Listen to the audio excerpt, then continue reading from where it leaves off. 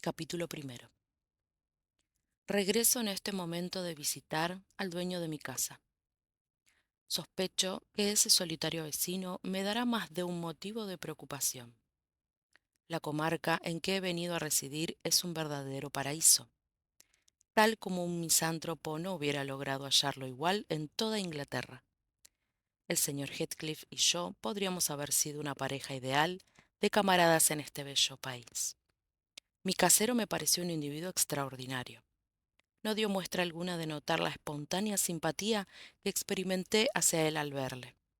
Antes bien, sus ojos negros se escondieron bajo sus párpados y sus dedos se hundieron más profundamente en los bolsillos de su chaleco, al anunciarle yo mi nombre. ¿El señor Heathcliff? Le había preguntado. Se limitó a inclinar la cabeza afirmativamente. Soy Lockwood, su nuevo inquilino. Me he apresurado a tener el gusto de visitarle para decirle que confío en que mi insistencia en alquilar la granja de los tordos no le habrá molestado. La granja de los tordos es mía, contestó, separándose un poco de mí. Y ya comprenderá que a nadie le hubiera permitido que me molestase acerca de ella. Si yo creyese que me incomodaba, pase usted. Masculló aquel pase usted entre dientes y más bien como si quisiera darme a entender que me fuese el diablo. Ni siquiera tocó la puerta para corroborar sus palabras, pero ello mismo me inclinó a aceptar la invitación, porque parecía interesante aquel hombre, más reservado, al parecer, que yo mismo. Al ver que mi caballo empujaba la barrera de la valla, acercó la mano del chaleco, quitó la cadena de la puerta y me precedió de mala gana. Cuando llegamos al patio gritó: «José, llévate el caballo del señor Rockwood y tráenos de beber».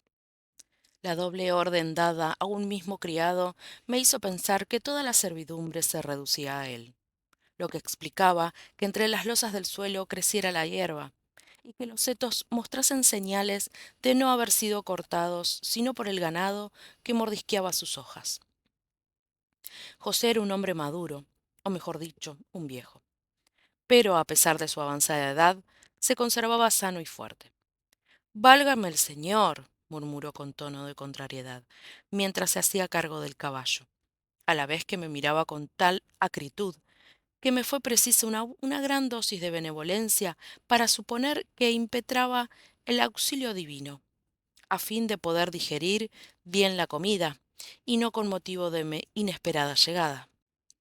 La casa en que habitaba el señor Heathcliff se llamaba Cumbres Borrascosas, en el dialecto de la región.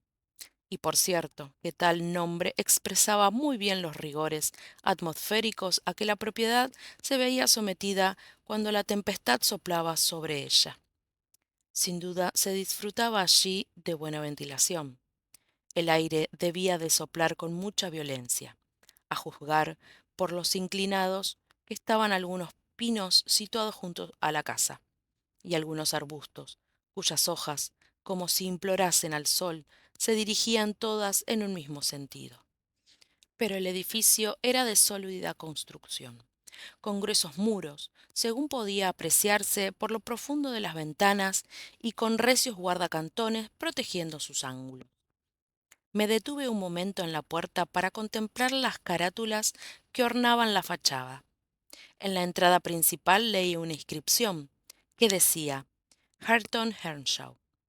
Aves de presa de formas extravagantes y figuras representando muchachitos en posturas lascivas rodeaban la inscripción. Me hubiese complacido hacer algunos comentarios respecto a aquello y hasta pedir una breve historia del lugar en su rudo propietario.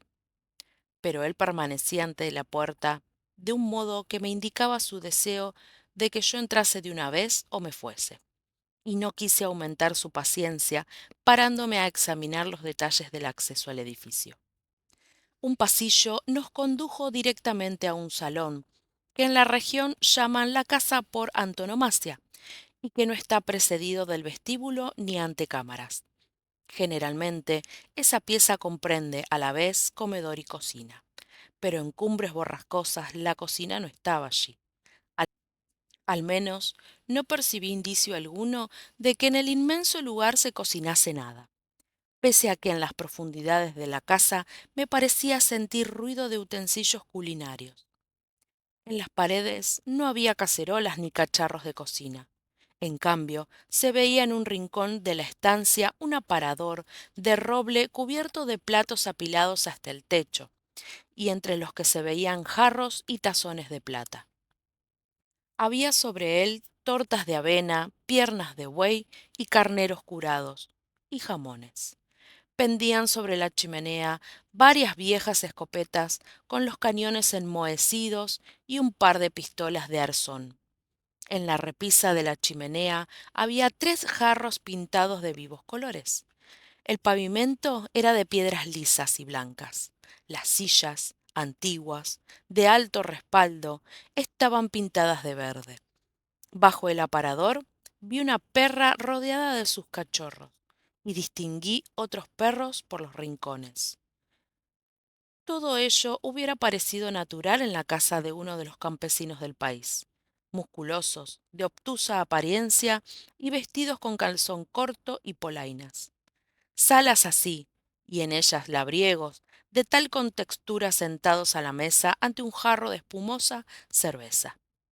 Podéis ver en la comarca cuanto queráis, mas el señor Heathcliff contrastaba con el ambiente de un modo chocante.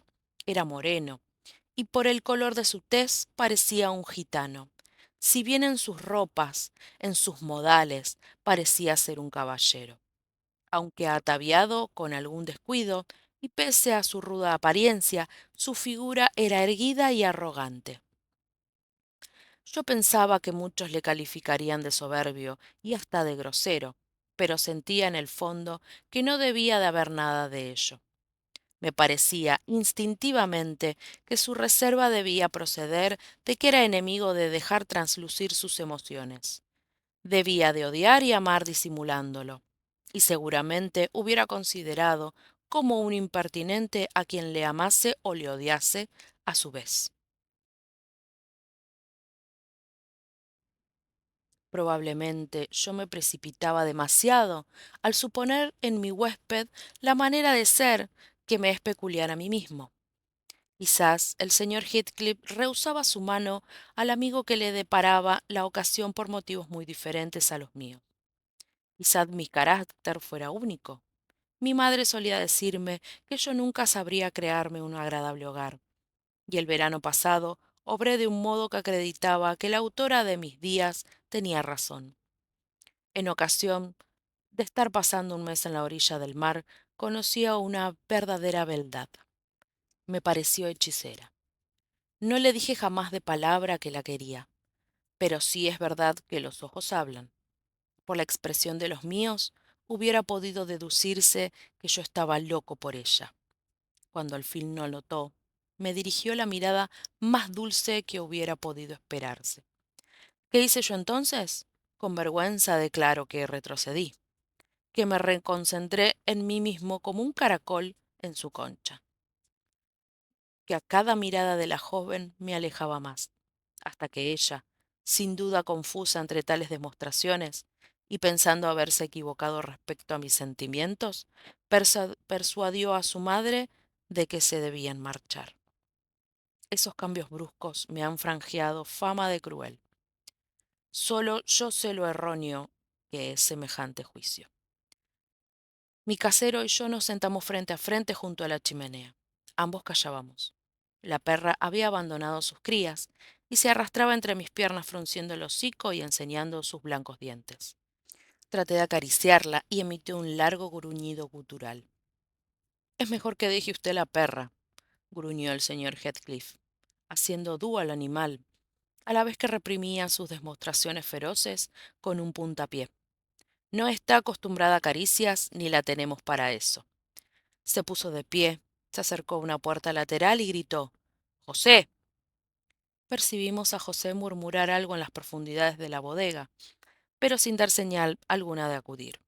En vista de ello, su amo fue a buscarle, dejándonos solo con la perra y con otros 2 perros mastices que vigilaban atentamente cada uno de mis movimientos.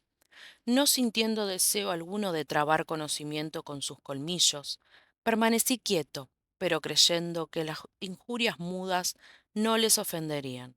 Comencé a hacerles guiños y muecas. La ocurrencia fue infortunada. Alguno de mis gestos debió molestar, sin duda, a la señora Perra, y bruscamente se lanzó sobre mis pantorrillas. La rechacé y me apresuré a interponer la mesa entre los dos. Mi acción revolucionó todo el ejército perruno. Media docena de diablos de cuatro patas, de todos los tamaños y edades, salieron de los rincones y se precipitaron en el centro de la habitación. Mis talones y los faldones de mi casaca constituyeron desde luego el principal objetivo de sus arremetidas. Empuñé el atizador de la lumbre para hacer frente a los más voluminosos de mis asaltantes, pero aun así tuve que pedir socorro a gritos. El señor Heathcliff y su criado subieron con exasperante lentitud las escaleras de la bodega. A pesar de que la sala era un infierno de gritos y ladridos, me pareció que los dos hombres no aceleraban su paso en lo más mínimo. Por fortuna, una rozagante fregona acudió con más diligencia. Llegó con las faldas recogidas, la faz arrebatada por la proximidad de la lumbre y con los hombros desnudos. Enarboló una sartén y sus golpes, en combinación con sus ásperas palabras, disiparon la tempestad como por arte de magia. Y cuando Heathcliff entró, en medio de la estancia, solo estaba ya conmigo la habitante de la cocina, como el mar después de una tormenta. ¿Qué diablos pasa? Preguntó él, con un acento tal que me pareció intolerable para proferirlo después de tan inhospitalaria acogida. Verdaderamente se trata de diablos, repuse. Creo que los cerdos endemoniados de que hablan los evangelios no debían albergar más espíritus malignos que estos animales de usted, señor. Dejar entre ellos a un extraño es como dejarle en compañía de una manada de tigres. No suelen meterse con quienes están quietos, advirtió Heathcliff. Los perros hacen bien en vigilar. ¿Quiere usted un vaso de vino? No, gracias. ¿Le han mordido? Si me hubiesen mordido, habría visto usted en el culpable las señales de mi réplica. Heathcliff hizo una mueca. Bueno, bueno, dijo. Está usted algo excitado, señor Lockwood. Beba un poco de vino. Se reciben tan pocos invitados en esta casa que, le confieso, ni mis perros ni yo sabemos casi cómo recibirles. A su salud. Correspondí al brindis y me tranquilicé considerando que resultaría estúpido enfurecerme por la agresión de unos perros cerriles. Por lo demás, se me antojaba que aquel sujeto empezaba a burlarse de mí, y no me pareció bien concederle otro motivo de mofa. Él, por su parte, pensando probablemente que constituiría una locura ofender a un buen inquilino, suavizó un tanto el laconismo de su conversación y comenzó a tratar de las ventajas y desventajas de mi nuevo domicilio, tema que sin duda supuso que sería interesante para mí. Me pareció entendido en las cosas de que hablaba, y me sentí animado a anunciarle una segunda visita para el día siguiente. Era evidente, no obstante, que él no tenía en ello interés alguno. Sin embargo, pienso volver. Resulta asombroso lo muy sociable que soy comparado con mi casero.